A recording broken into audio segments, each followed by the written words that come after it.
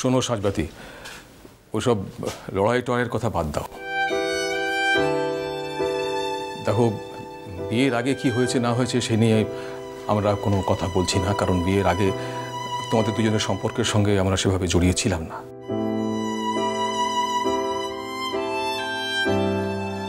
কিন্তু আজকে তোমার পাশে আমরা সবাই আছি সাজবাতি, সবাই। আর দেখো, যে বাচ্চাটা আসছে সে শুধু তোমার একার সন্তান নয় সাজবাতি, সে আমাদের মুখার্জি পরিবারের বংশধর।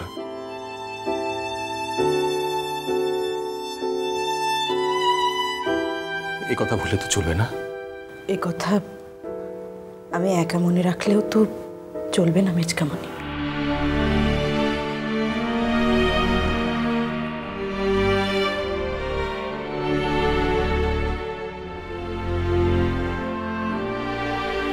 বারে কেন, আমরা তো সবাই সে কথা মনে রাখছি সাজবাতি। তা বাদে মু তো নামটাও ঠিক করে ফেলেছি।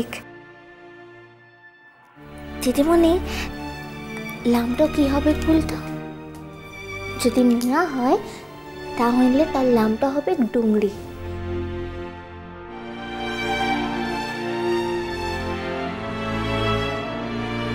মুদিকের ওখান থেকে একটু লদি আনছে, জানিস তো? সেই লদির নামটা ডুংরি আনছে। আর আর মুদিকের ওখানকার সকলে মিলে ও লদিটাকে একেবারে নিজের মিয়ার মতো বলে ভাবে, জানিস তো? বল মরমা, নামটা ভালো হবে ক্লা? কি রে মিজমা, নামটা মানায় নিবে তো? আর যদি ছিলা হয়। বাহা, তুমি এবার একটু থামবে?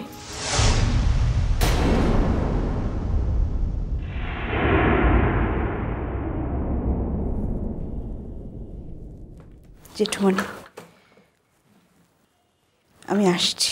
দাঁড়াও, আমি যতদিন বেঁচে আছি এ বাড়ি ছেড়ে তোমার কোথাও যাওয়া হবে না সাজবাতি। জেঠুমণি, তোমার ছেলে আমাকে শর্ত দিয়েছে, হয় তাকে বেছে নিতে হবে, নয়তো আমার সন্তানকে।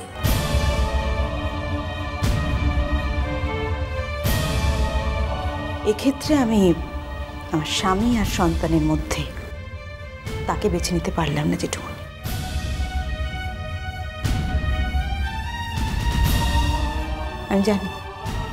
আমি জানি হয়তো এতে তোমাদের সকলেরই খুব খারাপ লাগবে, কিন্তু এক্ষেত্রে আমি আমার সন্তানকেই বেছে নিলাম।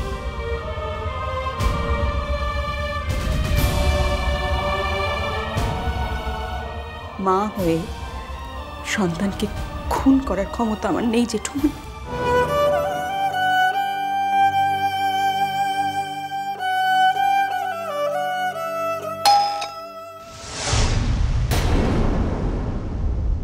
ঠিক বড় দাদা বাবু এসছে, মুখ খুলছে।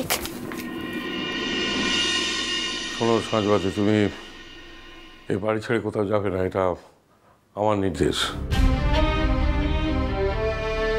বাবুর সঙ্গে আমি কথা বলে নেবো।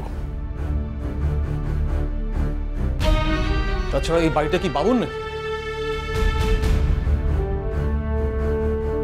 তা যা হোক, দেখো, আমি তো ওর হাত ধরে এই বাড়িতে এসেছিলাম। আমি কিন্তু ছোট কাকিমণিকে স্যালুট জানাই, কিন্তু আমি এক্ষেত্রে ছোট কাকিমণির মতো হতে পারবো না জেঠুমণি, আমাকে খবর।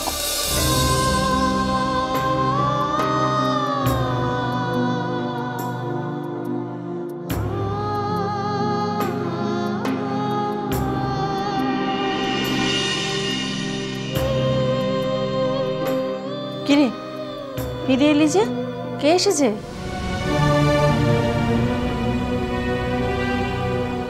বড় দাদা বাবু। ওই মুখে শুধাইছে যে দিদিমণি চলে যেছে না আনছে।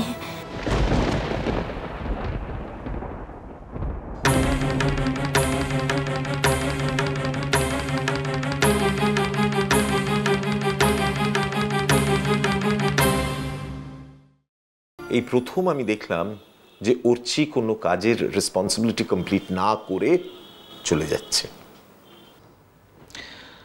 অ্যাঞ্জেলিনার কেসটা তো? কেউ বলছে অ্যাঞ্জেলিনা, কেউ বলছে জিনা, কেউ বলছে রোজলিন। এই মেয়েটা নানা নামে এদেশ ওদেশ ঘুরে বেড়াচ্ছে। আমি আজ থেকে আমার কাজের প্ল্যানটা ঠিক করে নিচ্ছি অঞ্জনদা। আজ থেকে মানে? না মানে আমি বলতে চাইছি তোমার প্ল্যানটা একটু আমাদের সঙ্গে শেয়ার করবে, তাহলে যা যা সাপোর্ট লাগবে সেগুলো অ্যারেঞ্জ করতে পারবো। একটা টিম বিভিন্ন দেশে ঘুরে বেরিয়ে তারা নিজের নেটওয়ার্ক ইউজ করে নানান অপরাধমূলক কাজ করে বেড়াচ্ছে।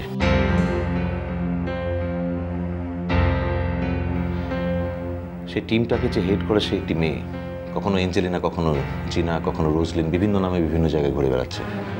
আর গোয়েন্দা বিভাগের খবর হলো যে তারা এখন খাস কলকাতা শহরে ঢুকে পড়েছে। এক্স্যাক্টলি। তাদের বিরুদ্ধে রিসেন্টলি যা অভিযোগ হলো তা হলো ইল্লিগেলি সোনা পাচার করা। পুলিশ অনেকবার চেষ্টা করেছে, কিন্তু তারা ধরা পড়বে বলেও কিন্তু বেঁচে গেছে, বিশেষ করে মেয়েটা। আজ অবধি একবারও কিন্তু পুলিশ সেই মেয়েটাকে চেষ্টা করেও ঘরবন্দি করতে পারেনি। একেবারে ঠিক। পুলিশ তো কলকাতার নানা জায়গায় হানা দিয়েও কোনো সুরাহা করতে পারেনি। এরপর শুনলাম নাকি লেক গার্ডেন্সের দিকে ওরকম সন্দেহজনক কাউকে দেখতে পাওয়া গেছে। পুলিশ সেখানেও হানা দিয়েছে, কিন্তু কিচ্ছু সুরাহা করতে পারেনি। লেক গার্ডেন্সে ধ্রুব সেনের বাড়ি না? কোন কথা থেকে কোন কথা ভাবছি আমি। হ্যাঁ উঠছি। এবার বলো তাহলে টোটাল প্ল্যানিংটা কি ভেবেছো? আমার বিভিন্ন জায়গায় সোর্স আছে, লেক গার্ডেন্সও আছে, যেমন আমি কাজ করে থাকি আর কি। তাছাড়া পুলিশের সঙ্গে তো আমার কনস্ট্যান্ট যোগাযোগ রয়েছে, তারাও নিশ্চয়ই চেষ্টা করছে। আবার কেউ কেউ বলছে যে বিদেশে নাকি বড় কোনো অপরাধ করে টিমটা এখানে পালিয়ে এসছে। আসলে বেশিরভাগ সময় যা হয়ে যায় আর কি, আমাদের দেশটাকে এরা করিডোর হিসেবে ব্যবহার করে, সেই রকমই কিছু হয়ে থাকবে।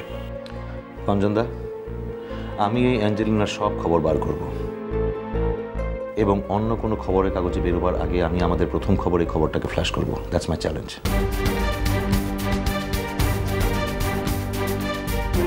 কতদিন পর তোমার এই কনফিডেন্ট ভয়েসটা শুনলাম বুঝছি। এই ভয়েসটাই তো হারিয়ে গিয়েছিল। যাই হোক, তোমার টিমে তুমি কাউকে চাও? এখন কারো দরকার নেই অঞ্জনদা, জানি সবাই তো আছে, যখন যাকে চাইবো তাকেই পাবো সঙ্গে।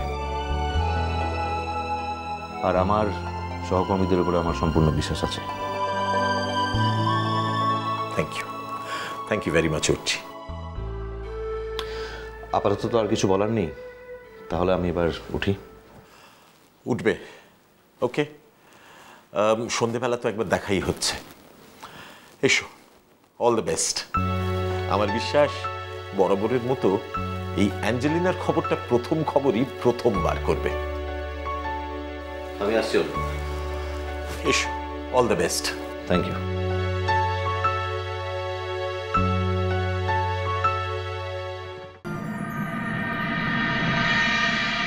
শোনো বাবু, একটা কথা আমি পরিষ্কার বলে দিচ্ছি, আমি যতদিন বেঁচে আছি এই বাড়ি থেকে আমার মা লক্ষ্মীকে আমি কখনো এইভাবে বেরিয়ে যেতে দেবো না, কিছুতেই না। কি মনে করছো কি তোমরা নিজেদের? তাছাড়া এত বড় কথা তো তুই বলিস কি করে? তোমার ইচ্ছের দাম আছে, ওর ইচ্ছের দাম নেই। আরে বাবু, তুই তো এরকম আরবুঝোর মতো কথা আগে কখনো বলিসনি রে। এ কি অশান্তির কথা বলতো? দাদা ভাই, তুমি যদি তোমার শারীরিক সমস্যার কথা ভেবে কথাগুলো বলে থাকো, তাহলে আমি বলছি, আমি আজই ডাক্তারের সঙ্গে কনসাল্ট করেছি।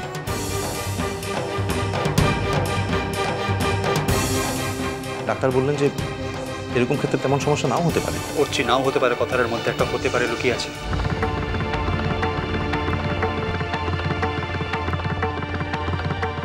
আমি অন্তত সে দায়টা এড়াতে পারবো না। তুমি কি ভয় পাচ্ছ ধৃতি?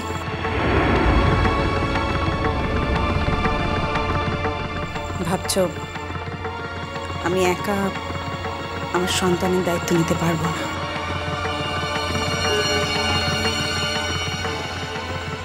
তুমি বোধহয় ভুলে যাচ্ছ আমি একজন সক্ষম মানুষ, এবং আমি একাই আমার সন্তানের দায়িত্ব নিতে পারি। তুমি আমার সঙ্গে বিশ্বাসঘাতকতা করলে সাঁচবাতি।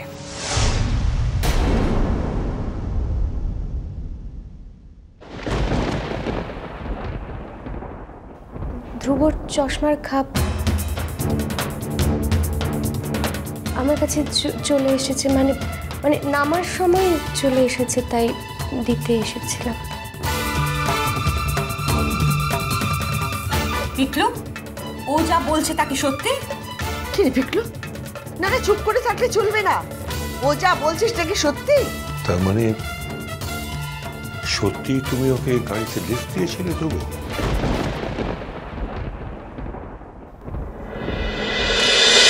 মিষ্টি কুটু মিষ্টি কুটু মিষ্টি কুটু।